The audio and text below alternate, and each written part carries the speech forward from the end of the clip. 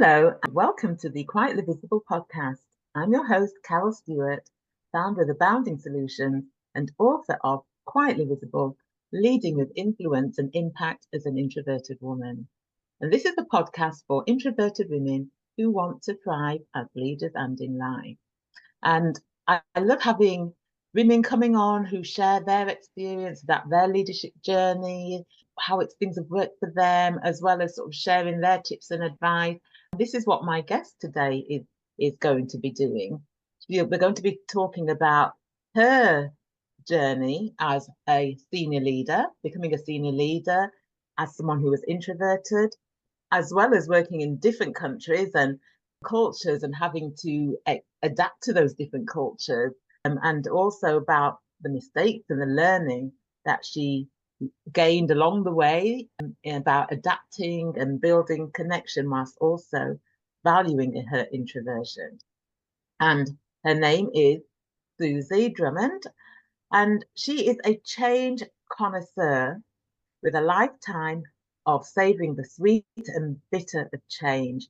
And change is something that we're constantly going through. And I think the pace of change is getting quicker and quicker and quicker. She's a change navigator with over 25 years experience of leading change and connecting people in organisations across this beautiful planet of ours. She's a rebel chaperone, and I love that. With over 30 years of practice at challenging expectations to live a bolder, bigger, better life. She's a kindly counsel, grateful for all the kindly ways that she has learned from others and eager to pass it on and build connections across the planet. She was once told that she was too independent and thought it was a compliment. Now her journey is towards contented interdependence. She's an experienced and impactful leader with over 25 years of successful consulting, leadership, and coaching experience. Working collaboratively on 4 continents, the 4 public, voluntary, and corporate sector customers has given her a wealth of learning to support organisations and leaders, leading large corporate service departments, managing diverse and demanding stakeholder groups, and delivering organisational change programs shapes the rebel kindly approach that she follows now. With strong communication and facilitation skills, she uses her deep knowledge and expertise in delivering change and her positive, engaging style to find solutions and move things. Relationships quickly has enabled her to deliver successful transformation place-based programs. Her coaching skills are put to good use supporting leaders through change. As a consultant, she aspires to support people to build and use their skill to tackle inequalities and be good custodians of the planet. She partners with trusted experts that she's met along the way with expertise in public health, third sector, operations, EDI, and engagement. Wow. She sounds like an incredible woman. So hello, Susie, and welcome. Hi, Carol. I was listening to that thinking, who is that? I wish I could be that person. So yeah, before we sort of dive into like your unpacking your experience, tell us a little bit about who Susie is. Well, it's funny when you were saying all that stuff, which I'd written, as you know, Carol, it was funny because I was thinking, if when I was 12, if someone had said, this is going to be you in 40 years, I'd be like, no, that's not me. I'm the quiet kid at school. You know, I'm the little quiet, shy person. I wouldn't do any of that stuff. That's someone else. So it's really interesting listening to it now and think, oh yeah, that is me. And I think that kind of who I am. I'm an introvert, a proud introvert. I used to be a bit of a hidden introvert because I thought it was a bad thing, something to be shy about. But I've travelled the world. I love meeting new people. I love having conversations with people. I love listening to people. I like to be outside a lot. You know, it's a beautiful sunny day here for once, so it's nice to get outside and sort of be in nature. I love connecting with people. I mean, I've learned how to do the extroversion thing of being able to have the quick chats and that stuff.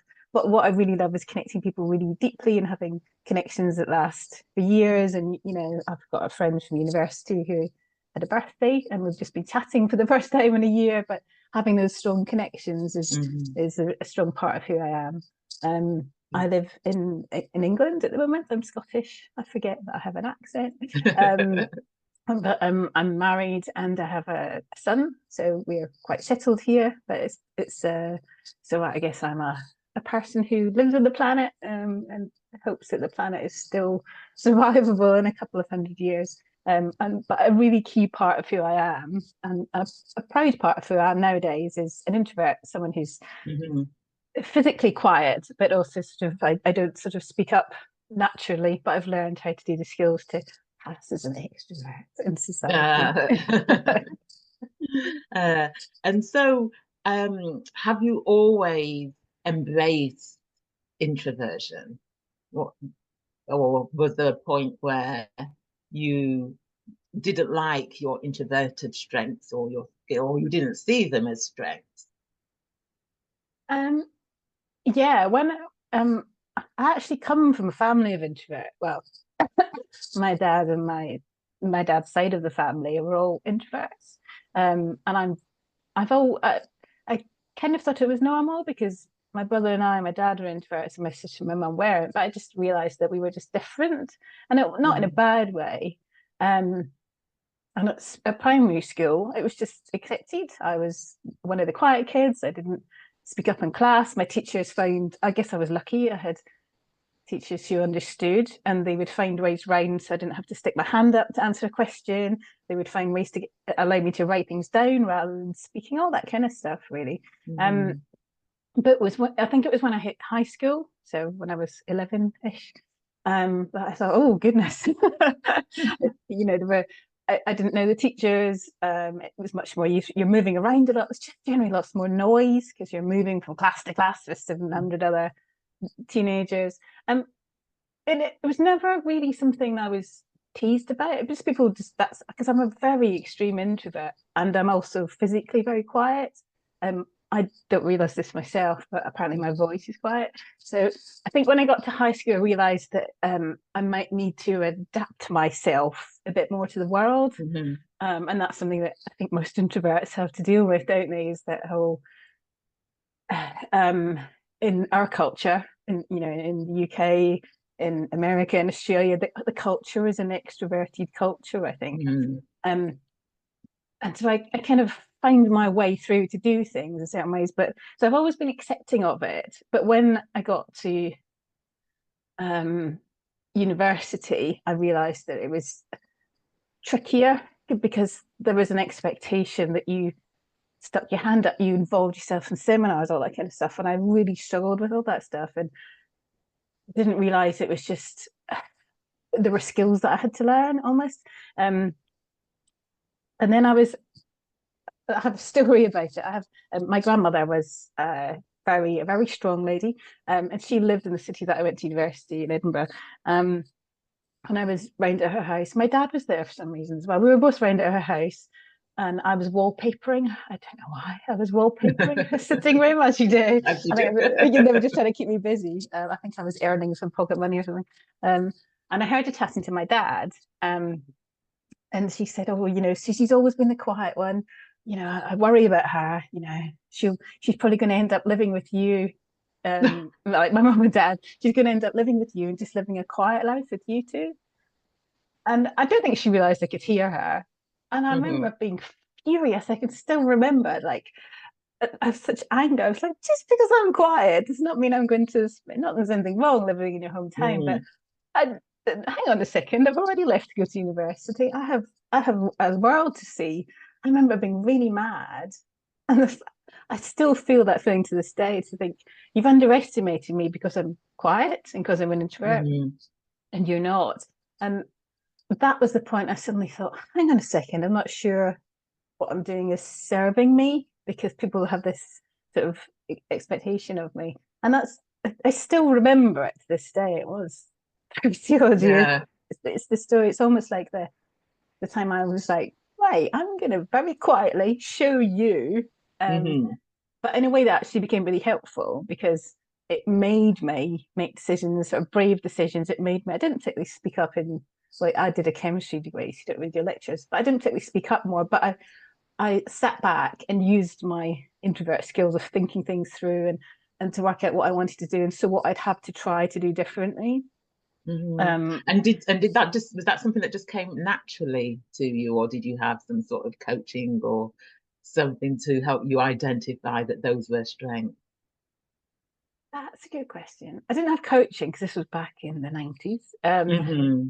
But I think what came naturally to me was the ability to sit back and, I mean, as an introvert, I could sit back and think it through and take in all the Mm-hmm. information um, and think about what did I actually want. So rather than just reacting, I think that's a real strength of introverts. You can just sit back and work out your answer and in your Mm-hmm. opinions and things. I mean, sometimes it doesn't serve you, but and actually, I suppose the person that coached me was my dad, because my dad is an introvert. If you ever meet him, he's much more obvious about it now that he's older. He's just given up, I think. But he was a teacher. He became a deputy head, and you have to do that stuff. And he and I used to chat about um, how I could learn how to speak or find really small ways to answer a question in uh, in the lab, or he would do practice interviews with me when I finished my masters. He would do practice interviews with me, and he would drive me to things where because even volunteering as an introvert, I was like, oh, I don't know quite what to do. I don't know what I'm going to be doing all day. I don't know who else is going to be there. And he would sort of drive me there and sort of coach me and here's something you could talk about. And, you know, and Mm-hmm. so I guess he was my first coach, really. Not that he would ever consider himself that. But also I watched him doing it Yeah. and sort of watching him. And then I had a good friend who used to help me do that stuff as well. So I would talk to her about, I'm really nervous about this. And she was an extrovert and she would say, but I don't understand. And I'd explain, and she would explain from her point of view that she wouldn't be thinking all the things I'm thinking. She wouldn't be judging. So I had a couple of people really that were helping me to sort of try to be different in the world to get what I wanted Mm-hmm. to do, Yeah. really. Sort of, there's some of Yeah. those And I skills. think it's really good that you have that level of awareness, that one that you, if you wanted to get on, that you had to find ways to adapt. And then also recognizing the strengths, because, for some people, that's not something that comes naturally. So, maybe because you are a coach and that was just a natural part of who you are, is being able to coach yourself in that way and identify who can support you. Mm. Mm. Yeah. I think it's just one of the strengths of being an introvert as well, isn't it? You spend more time sitting thinking about stuff, which can Hmm. lead you down alleyways of endless Yeah. alleyways. But I think it's also a good thing that you just finding that balance between too much thinking and sort of enough. And yeah, That's I don't right. always get Yeah. that. Mm. Uh-huh. And something which you said really stood out to me, and that was about being underestimated because you were introverted, and that is something that I see time and time again. That because we have live in this extrovert ideal, as Susan Cain terms it, that Mm. introverts are underestimated, um, rather than looking at them as, well, it's just a different way of being, a different preference to interacting and engaging with the world. Mm. Yeah, that's and had a story about that one as well. So I ended up a part of my. I'll show them. I'll very quietly show them. Um, I I left uni and I worked in the UK in IT for a little bit, which is not what I did. I did chemistry, but it was the 90s, um, and I went for a job interview and they said, "Oh, the job was actually in America," and I said, "Oh, that sounds good." I ended up getting a job and living in Boston. Mhm. So I took my then boyfriend at the time, he then became my husband, and we went to Boston. And he'd worked overseas before. My husband is a flaming extrovert. He's the most extrovert person you'll ever meet. And he'd worked overseas a lot. He's a civil engineer. And we got there, but it was me, it was for my job, and he sort of followed on.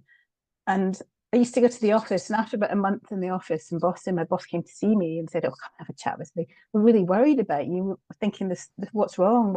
We need to keep you here. What's the matter?" And I said, "Oh, nothing. I'm loving it. It's brilliant. I love it." And he said, "Oh, it's just." And I got to the bottom of what he was what he was worrying about. And he said, um, and bear in mind, this is in America and it's East Coast America, so it's not like crazy America. It's, probably the most British part of America, but there's still extroverts. It's a very extroverted culture. You're expected to just chat and do all that stuff. And he said, "We're coming every morning," and I say good morning to everyone, and you just say morning. yeah, waiting for the punchline. And he said, yeah, but if you listen to everyone else, like we all say, good morning, how are you? I'm great. Yeah, how are you? And you just say, morning. I was like, oh, okay. I was thinking, oh my goodness, I just don't understand the rules. But that was a real eye opener for me, because I was thinking, oh, I've cracked this whole thing. I can do the introvert in an extroverted world thing, but I mostly wasn't, because I was in a whole new world, and I was so overwhelmed with trying to deal with everything that I think I'd sort of not gone back into my sort of introvert things, but I hadn't noticed that, again, I had to just adjust the outside stuff. Like the inside me was the same, but I just had to adjust a bit more to my environment and sort of learn how to do it. And so I used to say, hi everyone, how are you? Which is how I ended up doing my mornings, which was exhausting, but I used to go home in the evening and fall asleep in a chair for half an hour, because I was so energetic at work. It was like funny. But that whole extroverted culture and just those tiny little things can really impact people's opinions of you. That was a real eye opener. And I'm glad my boss said something, because otherwise I think I'm not sure what would have happened. Yeah.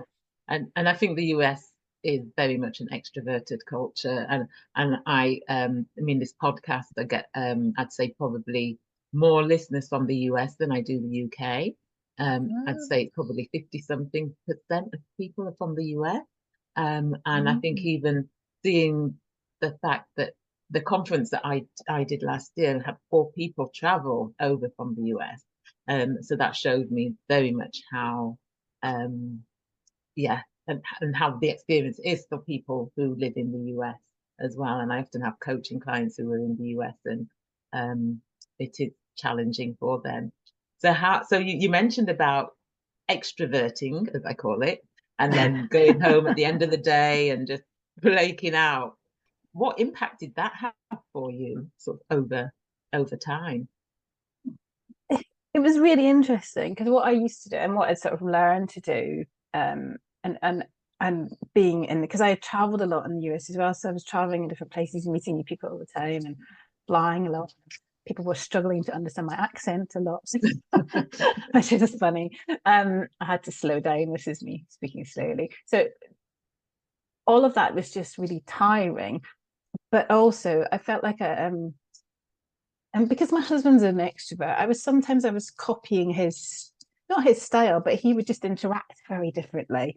And even the fact that I'm using my hands, like I used to use my hands a lot more and, really smile at people. And it was just tiring. So at work, or even on a plane, or so, if I was traveling with a colleague, I'd have to extrovert on the plane. If I was on my own, it was fine. I could read a book. But so I was using so much energy. Like I had 2 halves to my life. I had myself half, and then I had the work half, and that was just exhausting, because I was literally putting on an extrovert suit, and I could do it, and I think I could do it very well. I mean, to the extent that I came back, and after, it must have been about 10 years later, about 10 years ago, so 15 years later, we did one of those Myers-Briggs things, and people had to guess where people were. Now people put me on the extreme extrovert side of Myers-Briggs. And I was thinking, I know you people really well. So there's obviously still some vestige of that suit where I put on my extrovert suit, but I literally thought of it almost like an astronaut puts on a suit which is heavy and clunky.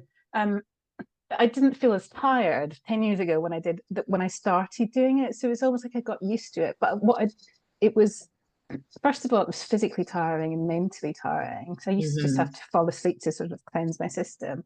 But it got to the stage where, like, I could do the flexing between, but I didn't really want to, because I didn't, when I thought to myself what my gran had said, I didn't want to be just in response to that being someone I'm not. And I loved doing what I was doing, but I didn't want to do it that way anymore. So when I worked in Sydney, so Sydney and Melbourne, we lived in Sydney, I started trying to integrate the two a bit more, so I could sometimes sit in a meeting and just be myself. So being an introvert, I'm just listening and deep thinking, and I won't speak unless you ask me to. I'm not going to jump in because everyone has to speak, sort of thing. So I started integrating that a lot more, and I was on a coaching course for leaders, and part of that was about being yourself.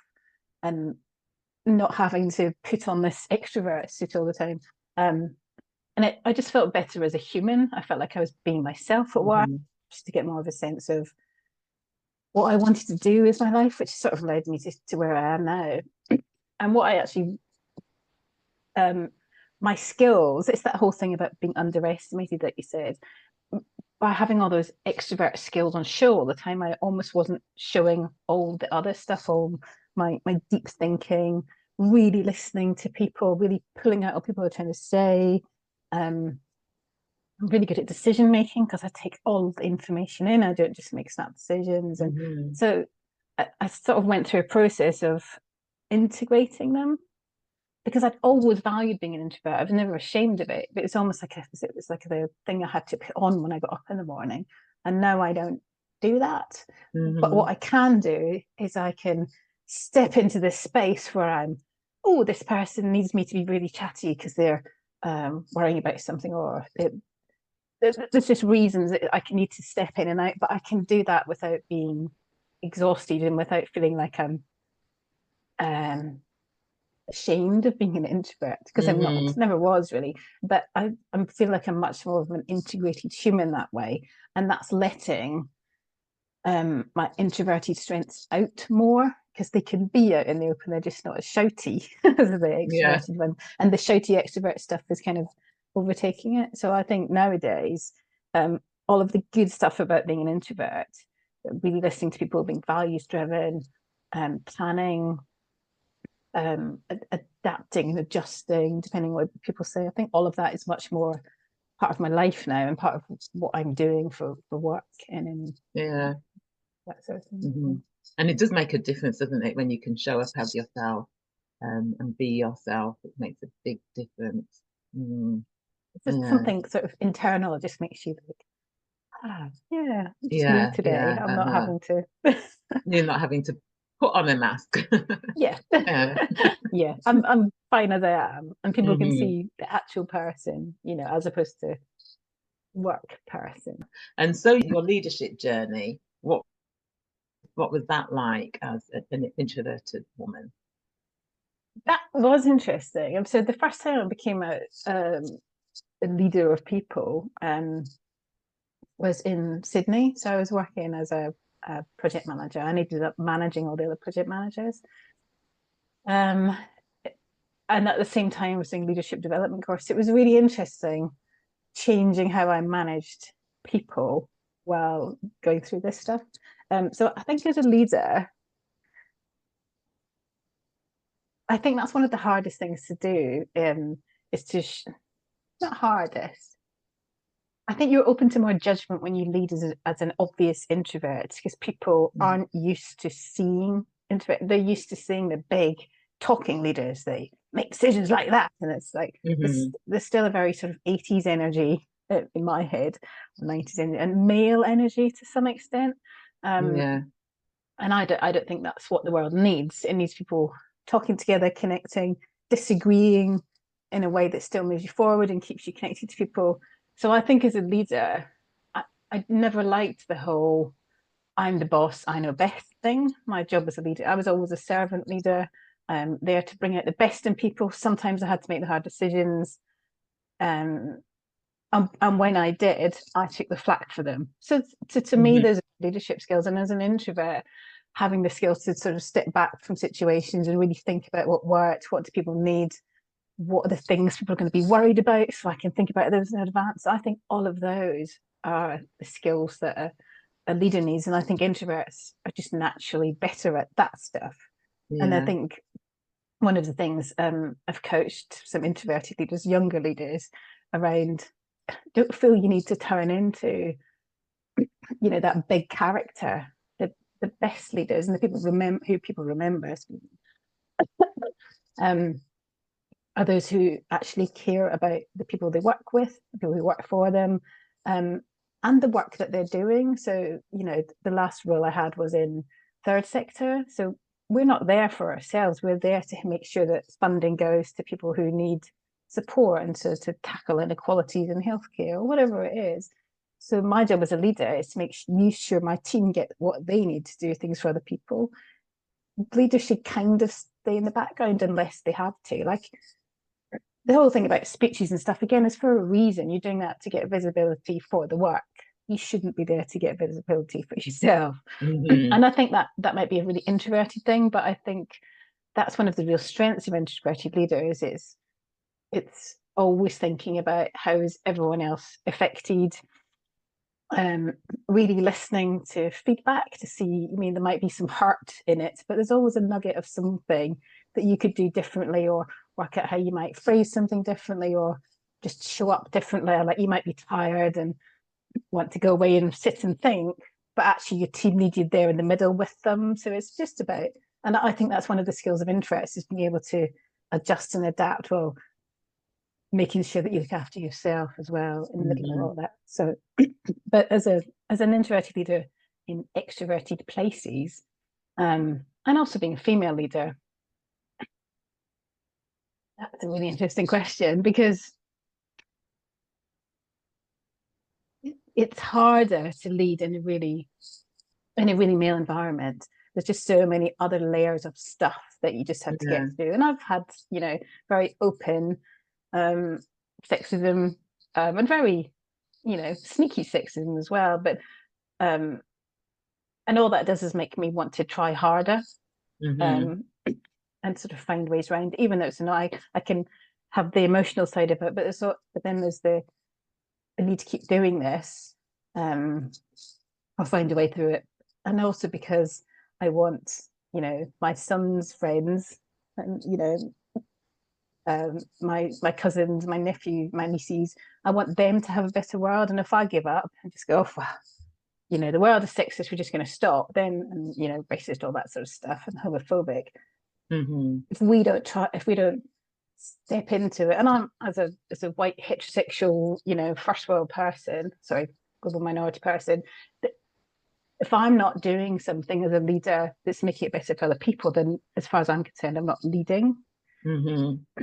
Managing is different. Managing is just tasks, but leading means doing your best, making hard decisions, taking feedback and doing something with it, not just sort of stomping and tweaking the systems. It's about reaching out to people, even though you really don't want to get feedback and find out what's working and what's not. So, and I think as an introvert, you're playing the longer game. And I think as an extrovert, sometimes it's just the next fix of praise from somebody that keeps you going. And I think as an introvert, we're much less driven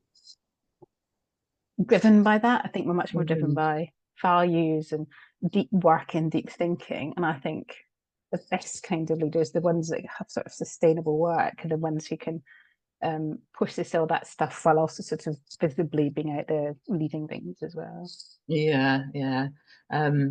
And that what you sort of describe, that sort of like the intersection, being a woman, being introverted in male dominated extroverted environments, adds to the frustrations and the pressures that you face. And then if you have other intersecting identities, then that's can be even more challenging. And did you ever face any obstacles as you progress to senior leadership that you can sort of relate to being introverted and being a woman, in terms of I know you sort of touched on some of the challenges, the sexist, the sort of overt and the covert sexist remarks, but did you ever experience any sort of big challenges that you can, when you look back, you can say, because I was introverted and because I'm a woman? Gosh, yeah. You said that so easily. Yeah, because I've got too many examples.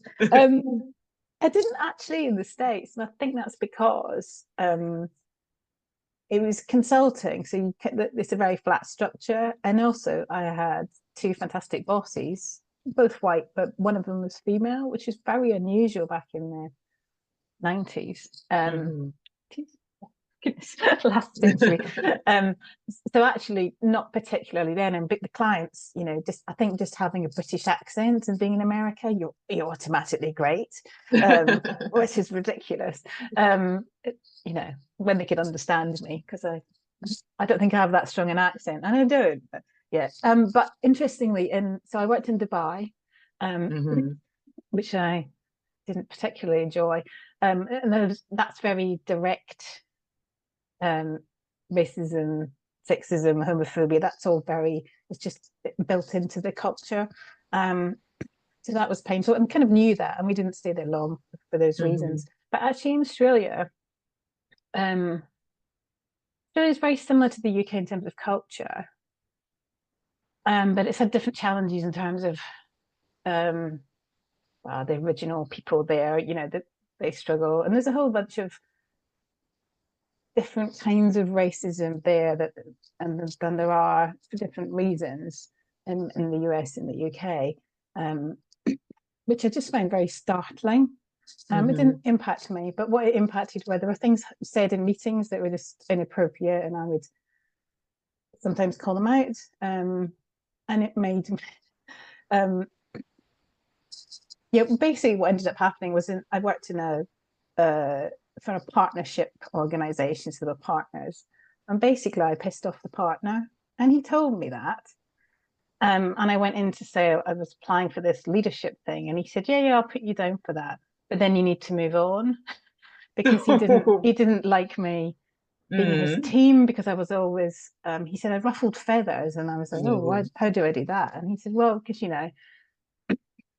I run things the way I run them, and if you don't like the fact I have rules about whether women wear short skirts or not, like, you're in the wrong place. But I mean, I kind of knew none of this was news to me. But he did put me up for this leadership program, which was the thing that ended up being really impactful for me around accepting who I was, and I had lots of coaching and stuff. And then I was trying to move within that organization, and I interviewed. I was trying to think how old I was 30 odd.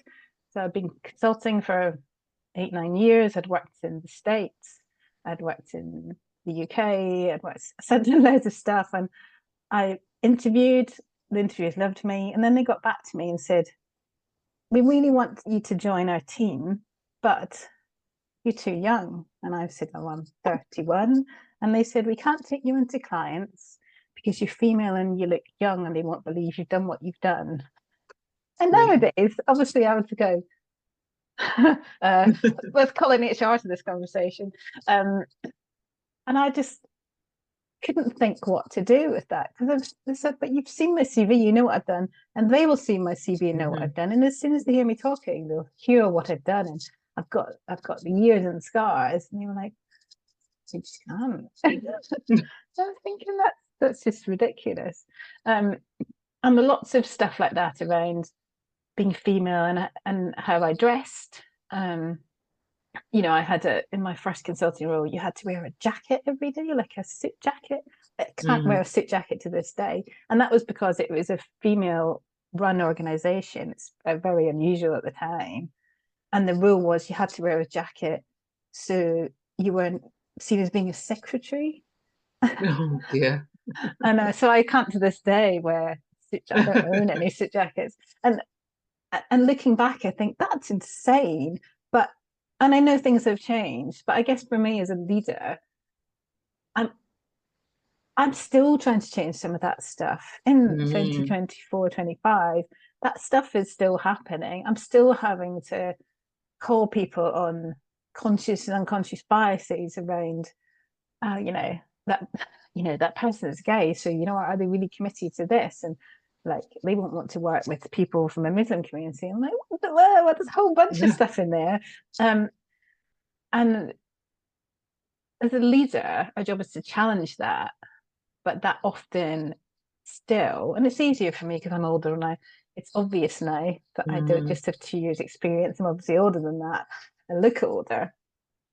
I'm not, that's not really important, but the thing around that intersectionality of it all, I have a lot of privilege, and my job is to remove some of that privilege, hard though it is for those of us who have it. And I don't think many leaders believe that, because I think, especially as a woman, because I still have the non-privilege of being female and the having to make different decisions about what transport I use and when I go out at night and all that sort of stuff. And being assumed that I'm the secretary, not the boss, still happens to me. It's Mm-hmm. like, it's ridiculous. But I still have a lot of privilege. And I think as leaders, that should be never ending. You need to be open to that challenge that people say, Yeah. but hang on, you should have done this, or use that word. And I still get things wrong. I'm still learning the right language and making sure I use it properly. Mm-hmm. Um, and also always trying to make sure that we've got if I'm doing some consulting work now, we put in some bids for consulting work, and we wanted to make sure that we had someone with actual community experience in our bid, rather than just saying, oh, yeah, we'll call on the communities to do this. So we did. We actually got in touch with two friends who work in various minoritized communities in Birmingham, to say, can you come and help us on the bid? Like, we'll be Yeah. equal partners and all paid the same rate, because we don't know this and you guys do. So we need your expertise. So Mm-hmm. some of that stuff as a leader, it's harder and messier, but I think there's still that whole, it's hard to let go of power. And I have to say that of myself as well. I need to forget that just being a female doesn't mean I understand every experience. There's a whole bunch of other things Yeah. that make it hard for people. So it's constantly having to remind yourself that if you're a leader, you have some way to change things, and it shouldn't Mm-hmm. just be for yourself, it should be for other people as well. Yeah. And I think that is so important, that leaders have that belief, that attitude, if they're going to create fair workplaces, equal opportunities, access to opportunities for everybody. And with a lot of organisations moving away from the DEI banner, diversity, equity, and inclusion banner, and you've seen what's happened in the US with just doing away with all the programs in federal government, DEI programs in federal government. I think it's going to be even more important that leaders take that stance that you have. And I mean, for you, that's at the core of who you are, but not all leaders are like that, which is concerning.